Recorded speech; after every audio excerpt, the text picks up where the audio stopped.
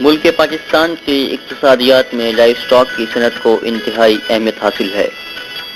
پاکستان میں اس وقت دودھ کی پیداوار تقریباً 34 ملین ٹن سے 36 ملین ٹن سالانہ ہے۔ پاکستان دنیا میں چوتھا بڑا دودھ پیدا کرنے والا ملک ہے۔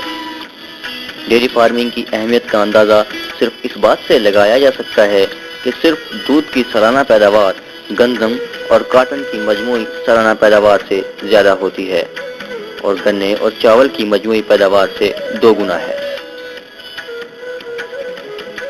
اس کے علاوہ پاکستان پوری دنیا میں بھینسوں سے دودھ حاصل کرنے والے ممالک میں دوسرے اور گایوں سے دودھ حاصل کرنے والے ممالک میں 17ویں نمبر پر ہے۔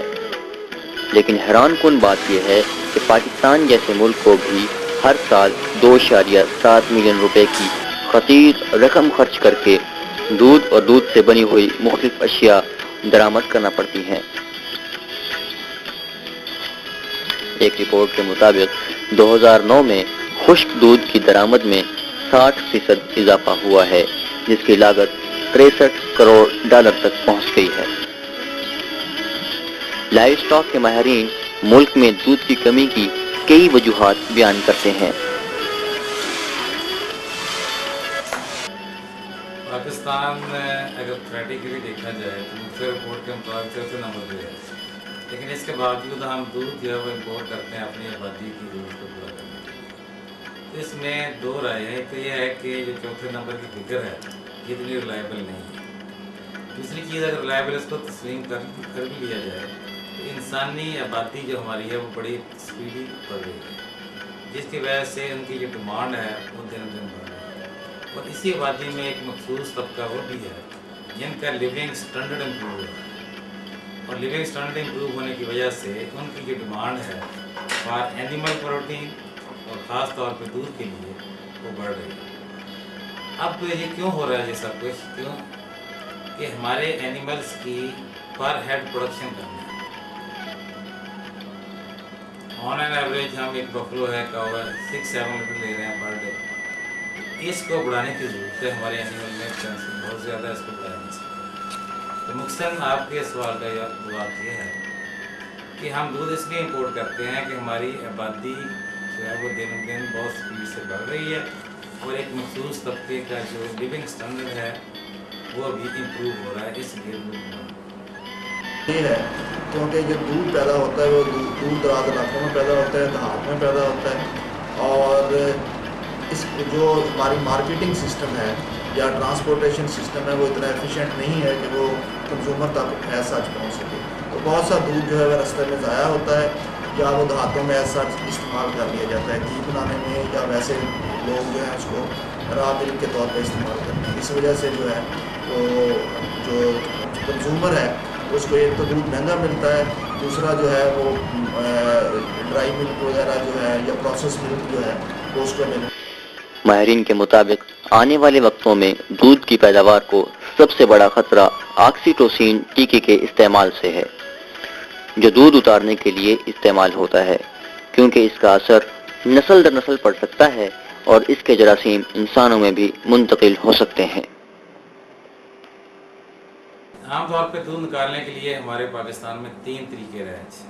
ایک تو یہ ہے کہ ہم اسی گائے یا بھینس کا بچہ استعمال کرتے ہیں دودھ اتارنے کے لیے، جس میں ڈیفینیٹلی تھوڑا سا ٹائم لگتا ہے، پہلے اس کو چھوڑتے ہیں، جب دودھ اتر آیا پھر اس کو باندھتے ہیں۔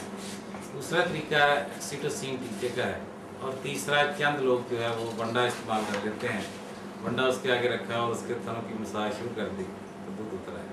اب آکسیٹوسین کا ٹرینڈ کیوں بڑھا؟ کہ ہمارے پاکستان میں ایک بھیڑ چال ہے، ایک بندہ جو کام کرتا ہے اس کے پیچھے دوسری قوم چل پڑتی ہے۔ اس میں فارمرز کی 2 رائے ہے۔ ایک تو یہ ہے جی کہ اس سے ٹائم بچ جاتا ہے، ٹیکا لگایا فوراً دودھ اترایا دودھ ڈال دیا۔ دوسری ان کی رائے ہے کہ اس سے شاید دودھ بڑھ جاتا ہے، لیکن ایز ڈیری ایکسپرٹ میں دونوں سے متفق نہیں ہوں۔ اگر فارمر کو یہ اندازہ ہو جائے کہ یہ ٹیکا لگانے کے کتنے نقصانات ہیں، نہ صرف ان کے جانور کی صحت پہ منفی اثرات ہیں بلکہ جو لوگ یہ دودھ استعمال کر رہے ہیں ان کی صحت پہ منفی اثرات مرتب ہو رہے ہیں، اس کا پراپر چیک بہت ضروری ہے۔ والے ہیں وہ ٹائم کو بچانے کے لیے اور اپنا جلدی کام ختم کرنے کے لیے وہ انجیکشن استعمال کرتے ہیں آکسیٹوسین، جو کہ عام مارکیٹ میں اویلیبل ہے اور اس کا استعمال کرتے ہیں۔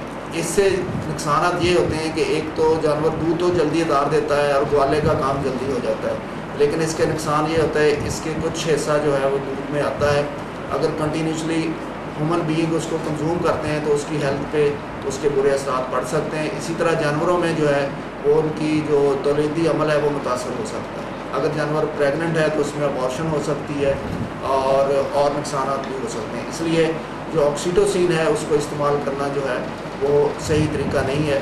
اس کا صحیح طریقہ یہ ہے کہ جانور کو بنڈا دیا جائے یا اس کا جو بچہ ہے وہ استعمال کیا جائے دودھ اتارنے کے اور ایجوکیٹ کیا جائے، جس کو ہم کہتے ہیں ایکسٹینشن سروسز، کہ فارمرز کی سطح پہ جا کے ان کو یہ چیز بتائی جائے کہ ایکسیٹوسین ٹیکہ لگانے سے آپ کے اینیملز میں جو فرٹیلیٹی ریٹ ہے وہ کم ہو جائے گا، اینیمل گبن نہیں ہوگا، اگر گبن ہو گیا تو اس میں ابارشن کے چانسز ہیں، اور اسی فارمرز کے لیول پہ ہی چھوٹے تجربات کیے جائیں تاکہ فارمر اپنی آنکھوں سے دیکھے ایکسیٹوسین ٹیکہ لگانے کے یہ نقصان ہو رہے ہیں اور نہ لگانے کے یہ فوائد ہو رہے ہیں۔ اس کو کہتے ہیں ایکسٹینشن سروسز کے ذریعے فارمرز کو گائیڈ کیا جائے۔ دوسرا، اسلامی نقطۂ نظر سے ان لوگوں کے ذہن میں یہ چیز پڑھائی جائے کہ ملاوٹ کرنے کے یہ نقصانات ہیں اور یہ گناہ ہے، یہ ایک طریقہ ہے۔ دوسرا، فارمرز اپنے طور پر اگر کمٹ ہو جائے کہ میں نے یہ کام نہیں کرنے، تو اس سے نہ صرف اس کو فائدہ ہوگا بلکہ جو ہماری اپنی اکانومی ہے وہ اسٹرینتھن ہوگی، اور ود ان منتھس آپ وائٹ ریولیوشن دیکھ سکتے ہیں پاکستان میں۔ کہ گورنمنٹ جو ہے اس پہ اپنا کنٹرول کرے اور اس کی جو اویلیبلٹی ہے وہ صرف ڈاکٹر کی جو پرسکرپشن ہے اس پہ ہونی چاہیے۔ یہ تو دیہاتوں میں اس طرح بک رہی ہے جس طرح چاکلیٹ بک رہے ہیں، اور ہر دیہات میں یہ کریانے کی دکان پہ اویلیبل ہے اور بڑی کم قیمت پہ اویلیبل ہے، جس کی وجہ سے جو عام فارمر ہے، ان پڑھ ہے، جس کو پتہ نہیں کہ اس کے نقصانات کیا ہو سکتے ہیں، وہ بھی دودھ نکالنے کے لیے اس کو استعمال کرتا ہے۔ وہ جب دیکھتا ہے کہ گائے بھینس کا دودھ کم ہو رہا ہے یا وہ کسی وجہ سے دودھ نہیں دے رہی، اس کے پاس بڑا نہیں ہوتا، چارہ کم ہوتا ہے، تو وہ آکسیٹوسین کا سہارا لیتا ہے، اور اس کو یہ پتہ نہیں ہوتا کہ اس کے جو نقصانات کیا ہیں اور اس کی جانور کی صحت پہ کیا اثر پڑے گا، اور جو دودھ پینے والے ہیں ان کی صحت پہ اثر۔ اس کو ہم اسی طرح روک سکتے ہیں کہ گورنمنٹ کا کنٹرول ہو اور اس کی اویلیبلٹی کو جو ہے وہ ریسٹرکٹ کیا جائے۔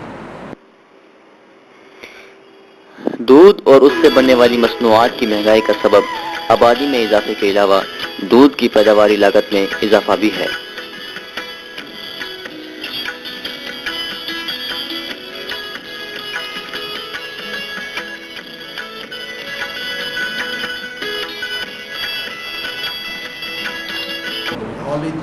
جو تقریباً 3 سے 4% جو دودھ ہے وہ پروسیس ہوتا ہے، باقی تقریباً 97% جو ہے سچ استعمال ہوتا ہے، جس کی وجہ سے یہ ملک میں جو ہے دودھ کی قیمت بھی زیادہ ہے اور کمی بھی ہے۔ اس سے جو کوشچن آپ کا ہے کہ جو ڈیری مصنوعات ہے وہ اس کی قیمت بہت زیادہ ہے، جو صارفین ہے اس بہت زیادہ انویسٹ کرنا پڑ رہا ہے۔ اس کی ایک بڑی سمپل وجہ ہے، ایک تو یہ ہے کہ فارمر جس انداز سے دودھ پیدا کر رہا ہے اس کی جو پیداواری لاگت ہے وہ بڑھ جاتی ہے۔ جب دودھ آپ کو 50-60 روپے لیٹر ملے گا تو ڈیفینیٹلی مصنوعات کا ریٹ تو بڑھے گا۔ اس کا مطلب یہ ہوا کہ جو cost of production per litre milk ہے وہ فارمر لیول پہ زیادہ ہے، اس کو کم کرنے کا۔ دوسری جو ہے کہ ایک ہمارے ٹرینڈ ہے کہ ہر بندہ مناسب منافع لینے کے بجائے کہتا ہے جی میرا تو رات امیر ہو جائے۔ اس میں فالٹ جو بیکریز ہیں ان کا بھی ہے کہ وہ cost of production no doubt زیادہ ہے لیکن اپنا پرافٹ مارجن زیادہ لے رہے ہیں۔ اس پہ پراپر چیک ہونا چاہیے تاکہ صارفین کو مناسب ریٹ پہ چیزیں مل سکیں۔ بلا شبہ ماہرین لائف سٹاک ان مسائل کی نشاندہی کرنے کے ساتھ ساتھ نہایت ہی آسان لفظوں میں ہمیں پیداوار بڑھانے کے مختلف طریقے بھی بتاتے نظر آتے ہیں۔ ماہرین کے مطابق جدید تجربہ گاہوں کے قیام سے نہ صرف دودھ کی پیداوار میں اضافہ کیا جا سکتا ہے بلکہ دودھ کے معیار کو بھی بہتر بنایا جا سکتا ہے۔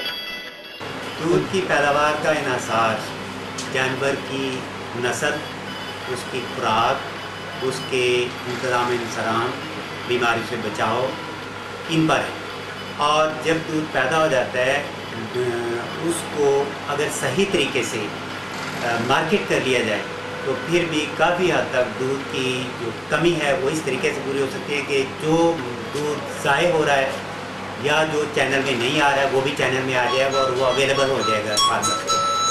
तो दूध की पैदावार बढ़ाने के लिए हमें इन अमूर की तरफ तवज्जो देना होगी कि हम अपने जानवरों की नस्ली खसूसियात को बढ़ाएं।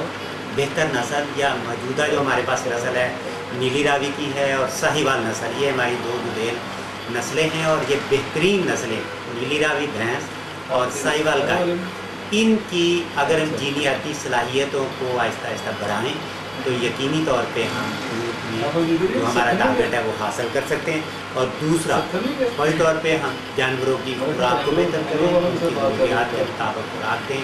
तीसरे नंबर पे इनकी बेहतर इंतज़ाम व इंसराम यानी मैनेजमेंट, ये भी दूध की पैदावार बढ़ाने में इंतहाई मुआवन साबित होगा। बीमारियों से बचाव एक अहम ज़रिया है जिससे जानवरों के दूध की जो कमी वाक़ हो जाती है उसके ऊपर काबू पा सकते हैं। आखिर में मार्केट, कोई भी पैदावार किसी भी आप इंडस्ट्री से ले लें, वो इंडस्ट्री कामयाब उस वक्त तक नहीं हो सकती जब तक उसका मार्केटिंग चैनल बेहतर नहीं हो।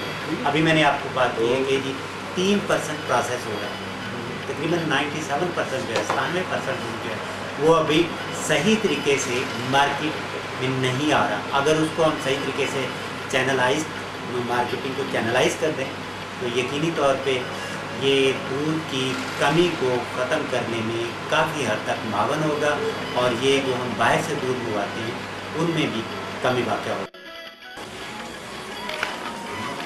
माहिरीन के मुताबिक दूध की पैदावार में कमी की वजह से पाकिस्तानी अवाम खुश्क दूध और मिल्क पैक इस्तेमाल करते हैं, जिसकी क्वालिटी दूसरे ममालिक के मुकाबले में पाकिस्तान में ज़्यादा बेहतर नहीं है। दूध अवेलेबल है पाउडर मिल्क और जो पैक मिल्क है उसकी क्वालिटी डिपेंड करती है कि वो कौन सी कंपनी उसको बना रही है और उसको बनाने में कौन सा दूध इस्तेमाल हो रहा है। पाउडर दूध भी जो है आम दूध से तैयार किया जाता है, उसको ड्राई कर लिया जाता है। अगर वो दूध एडल्ट्रेटेड होगा या उसमें केमिकल मिक्स होंगे, जिस तरह आजकल हमारे मुल्क में हो रहा है, इसमें जो दूध कलेक्शन करते हैं वहीं जा उसमें एडल्ट्रेशन होती है, उसमें जो है वो फॉर्मेलिन ऐड की जाती है, उसमें सरफ ऐड किया जाता है और उसमें बहुत से अडल्ट्रेंट्स जो हैं ऐड किए जाते हैं। अगर उससे वो पाउडर मिल्क बनाया जाएगा तो वो दूध सही नहीं होता। लेकिन जैसे फॉरेन कंट्री में जो पाउडर मिल्क होता है वो एज गुड होता है एज के रॉ मिल्क होता है और वो बिल्कुल प्योर होता है। लेकिन हमारे मुल्क में हमने कुछ यहाँ स्टूडेंट्स को असाइनमेंट दी थी और हमने जो पैक मिल्क है उनका एनालिसिस किया है और ये देखा गया है कि तमाम जो मिल्क है वो अडल्ट्रेटेड है।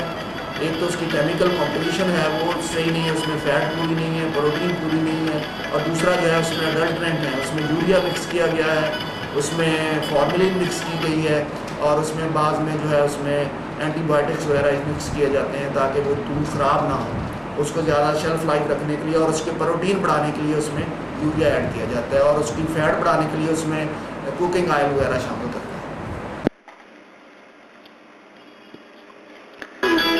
माहिरीन के मुताबिक जानवरों के लिए मतवाज़न खुराक जैसा कि वंडा, खल, चोकर वगैरह और मौसम के मुताबिक वैक्सीनेशन भी दूध की पैदावार पर असरअंदाज होते हैं। इलावा जानवरों की मुनासिब देखभाल और रिहाइश भी दूध की पैदावार पर असर करते हैं। जानवरों के बच्चों को पैदाइश से 3 हफ्ते बाद अलग कर देने और फीडिंग के अमल से गुजारने से दूध की पैदावार में इजाफा किया जा सकता है। इसके अलावा मुल्क पाकिस्तान में नीली रावी नस्ल की भैंस और साहिवाल नस्ल की गायें दूध की पैदावार के लिए बेहतरीन जानवर हैं।